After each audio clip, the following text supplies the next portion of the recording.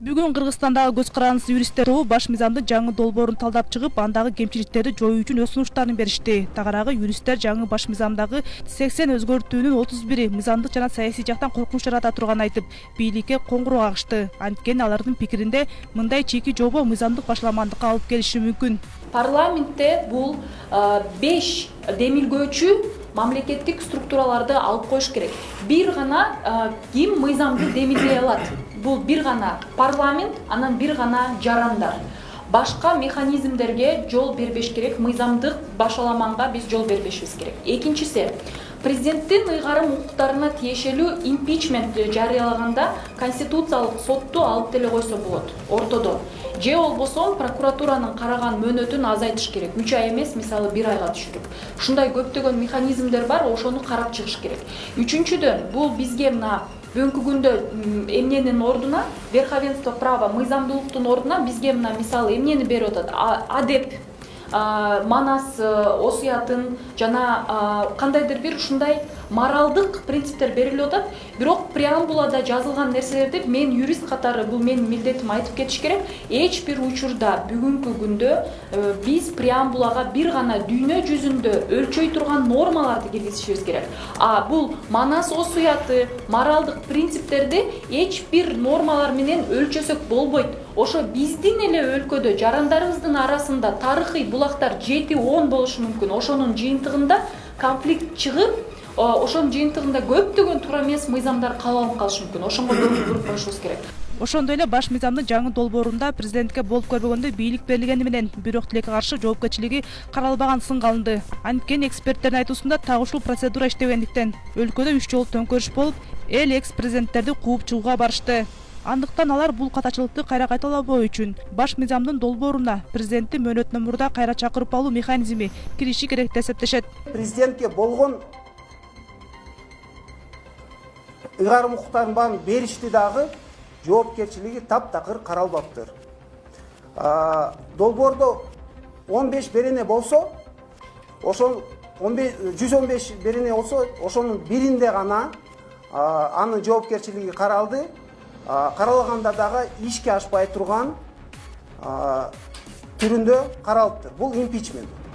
Импичмент 1-93 жылы кабыл алынган конституциядан баштап ар бир конституциябызда жазылган. Бирок бир да жолу ишке ашкан эмес. Себеби анын процедурасы ушунчалык татаал, ошончолук ишке ашпай турган болуп жазылган. Тилекке каршы ушундайынан улам, ушул процедура иштебегенинен улам, элибиз 3 жолу төңкөрүшкө чыгып, президенттерди кууп чыгышкан. Бул биздин тарыхыбыз. 30 жылды биз унутпашыбыз керек. Мындан сырткары жыйында көз карандысыз журналисттер союзунун өкүлдөрү баш мыйзамдын долбоорундагы сөз эркиндигин коргогон жоболор тууралуу да талкуу кылды. Бул туурасында Семет Яманбеков негизи конституциянын жаңы долбоорунда сөз эркиндиги жакшы нормалар менен киргизилгенин өзгөчө белгилеп, бирок ошол эле учурда карама каршылык жараткан 3 маселе бар экенин токтолду. Массалык маалыматтар, каражаттар эркин болсун, жана цензура болбосун, аларга маалыматты сурагы үчүн укугу бар болсун. Ошондой чоң киргизилүү болду. Азыркы конституцияда андай бир да берене жок. Массалык маалымат каражаттар жөнүндө бир да сөз жок аякта. Цензура жөнүндө сөз жок. Мурдакы долбоордо да жок болчу, азыр киргизип коюптур, бирок жанагындай бир 3 маселе болуп калды.